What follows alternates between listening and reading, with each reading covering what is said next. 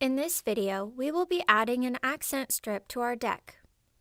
Once you have finished building your deck, select it and copy the shape by clicking Shape Options and then click Copy Shape.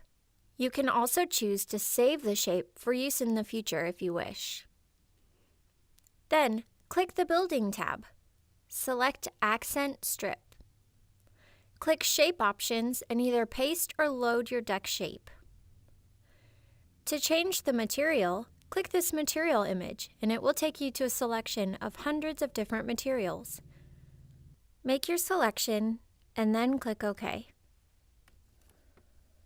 Click Edit Points to further customize the shape of your accent strip.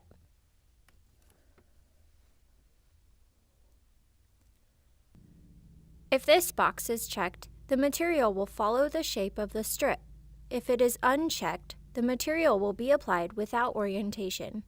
Use these sliders to further adjust the look of the material. The max elevation property determines what level the accent strip will be at. This is useful when placing the accent strip on overlapping objects, such as a patio with an overhead deck. Use this slider to adjust the width. The closed property determines whether the accent strip shape is open or closed.